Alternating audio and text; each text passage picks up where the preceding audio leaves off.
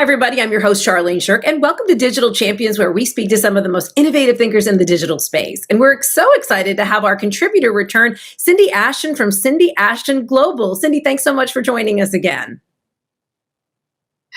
Charlene, thank you so much for having me. I'm thrilled to be interviewed, and I'm thrilled to be part of the team here. Well, we certainly have a power play going on here when it comes to how to present yourself on digital marketing, really video, any form of really media. Talk to folks a little bit about what you do over there at Cindy Ashton Global. Yeah, so a lot of people aim to be confident presenters, but being confident in your presentation style simply means that you're not reading badly or unpowerful. However, if you want to be in that digital space and you want to truly speak from your power and grab attention in this crazy, noisy world we are, it's about learning how to speak from your power. And that's a different skill set. It's really about amplifying your best you, your quirkiest self, and really learning how to speak from a place of deeper truth. And, before you can do that, before you can grab that audience in and really be able to deliver your message, you got to hook them quickly. I mean, the first couple seconds is key. Can you talk a little bit more about how you use those first couple seconds to really draw that viewer in? Absolutely. The art of the hook. And you being a fellow media person, Charlene, understands this, because if people are scrolling, you got to make them stop. And a lot of people say, well, here's my picture with me with my dog. Here's my article on this. Snooze fest, boring. So there's a bunch of different ways to grab people's attention in that first 3 seconds to get them to stop scrolling and get them to watch your video if you are doing video. So one of the things you want to do is intrigue people. So for example, it could be, I walked out my door and was completely shocked. And then everybody goes, oh, what was she or he shocked about? And then they want to keep reading. Another thing you could do is say something in that opening line that is unusual. So for example, this was an opening line that I did on social media that landed me a lucrative client.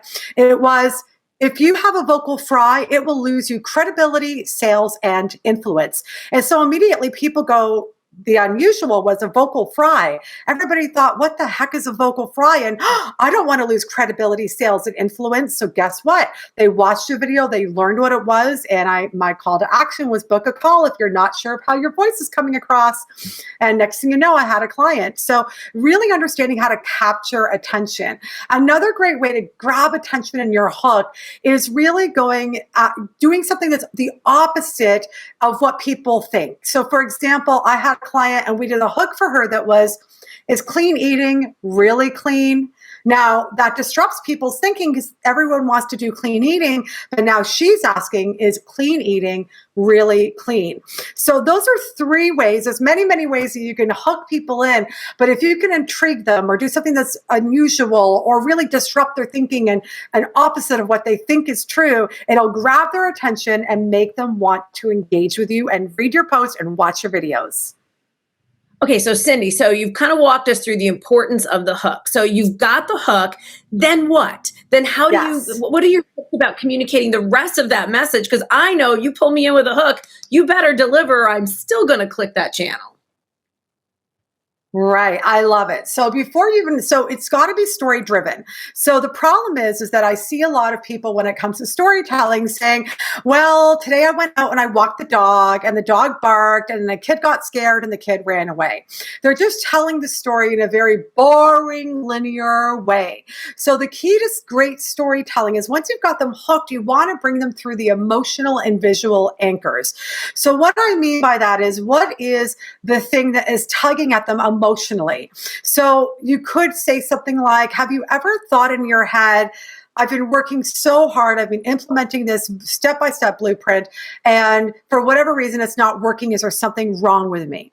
So immediately you're getting people thinking what they're thinking, and then you can continue with the story and say, if that's you, stay tuned, because I'm going to explain the 3 reasons why it's not your fault and the blueprint is not working for you. And so you've emotionally connected with something that's deeply painful for them, and then you're going to give them a solution. So that's one way to start to weave the story. Another is visually? What is that visual thing that you can give them that they're never going to forget?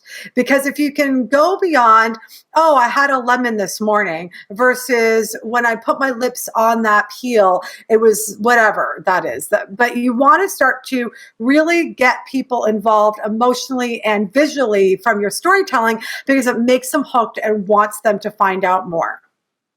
That gives them an image to remember, because people always remember not necessarily what you told them, but how you made them feel when you told them what you told them. Right.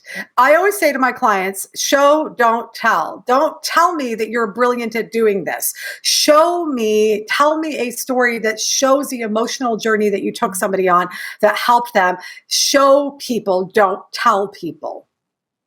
All right. Well, Cindy, thank you so much for joining us today on Digital Champions. Great insight, great advice.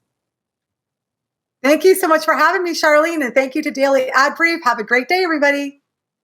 And if you'd like to learn more about what Cindy Ashton is doing over there at Cindy Ashton Global and check out more of her tips, you can see her on dailyadbrief.com. Well, that's going to do it for us on Digital Champions. I'm your host, Charlene Shirk, and we look forward to learning something new with you next time.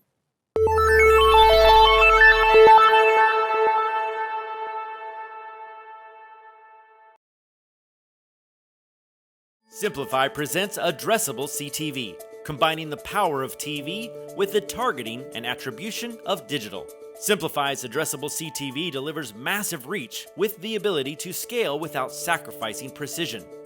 TV buyers can generate incremental reach with household-level targeting, frequency controls, reporting, and insights.